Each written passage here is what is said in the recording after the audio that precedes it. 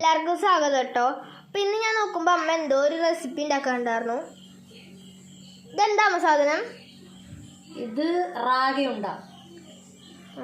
ഇതിൻ്റെ നല്ലതെന്താണ്?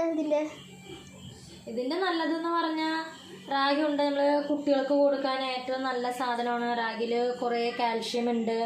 അപ്പോൾ കുട്ടികൾക്ക് ഈ പല്ലിന് പ്രശ്നം അല്ലെങ്കിൽ എല്ലിൻ്റെ എന്തെങ്കിലും ബുദ്ധിമുട്ട് അങ്ങനെയൊക്കെ കാര്യങ്ങളുണ്ടെങ്കിൽ എല്ലാവർക്കും പാലും മുട്ടയും തന്നെ കഴിക്കണം എന്നില്ല.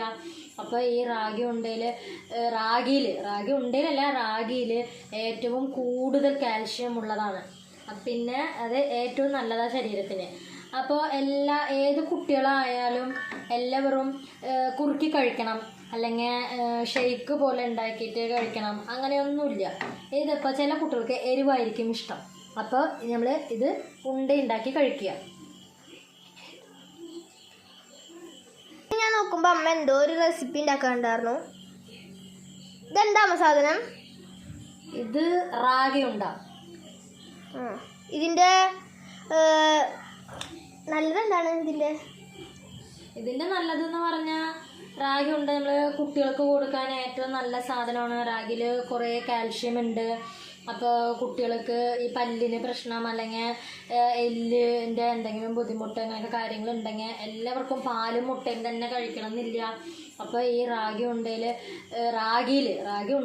റാഗിയിൽ ഏറ്റവും കൂടുതൽ കാൽഷ്യം ഉള്ളതാണ്. പിന്നെ അത് ഏറ്റവും നല്ലതാണ് ശരീരത്തിന്.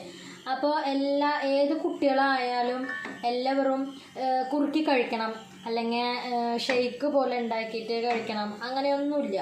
ഇതിപ്പോൾ ചില കുട്ടികൾക്ക് എരിവായിരിക്കും ഇഷ്ടം.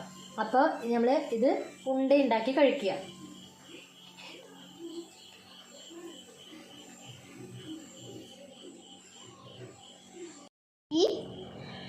ഇത് ഇപ്പോൾ നീ പകുതി പ്രോസസ്സിങ് കഴിഞ്ഞിട്ടാണ് വന്നേക്കണത്. എന്നാലും ഞാൻ ആദ്യം മുതൽ പറഞ്ഞു തരാം. പിന്നെ ഒരു ദിവസം എങ്ങനെ ഉണ്ടാക്കണേ എന്നുള്ളത് തുടക്കം മുതൽ നമുക്ക് കാണിക്കാം. ഇപ്പോൾ തുടക്കം മുതൽ എങ്ങനെയാണെന്ന് വെച്ചാൽ പറഞ്ഞു തരാം. ആദ്യം ഒരു ചീഞ്ചട്ടി എടുക്കുക. അതിൽ കുറച്ച് 2 ടീസ്പൂൺ എണ്ണ ഒഴിക്കുക. കുറച്ച് കടുക് ഇടുക. പിന്നെ കുറച്ച് ഉഴുന്നിടുക. അത് കടുക് പൊട്ടിക്കഴിഞ്ഞിട്ട് ഉഴുന്നിടുക. കുറച്ച് ജീരകം ഇടുക. ചുവന്നുള്ളി 2 ചുവന്നുള്ളി എടുത്താൽ മതി. 2 പച്ചമുളകും കുറച്ച് കരിവേപ്പില കുറച്ചെടുത്താൽ മതി. അതും കൂടി ഇട്ട് നല്ലപോലെ വഴറ്റുക. അതൊന്ന് മൂത്ത് വരുമ്പോൾ നമ്മൾ ഏത് ഗ്ലാസ്സിലാണോ റാഗിപ്പൊടി അളന്നെടുക്കണമെന്ന് വെച്ചാൽ ആ അളന്നെടുക്കുന്ന ഗ്ലാസ്സിൽ തന്നെ വെള്ളവും അളന്നെടുക്കണം. ഇപ്പോൾ ഞാൻ അളന്നെടുത്തിരിക്കുന്നത് ഈ ഗ്ലാസ്സിലാട്ടോ, ഈ ചെറിയ ഗ്ലാസ്സിൽ.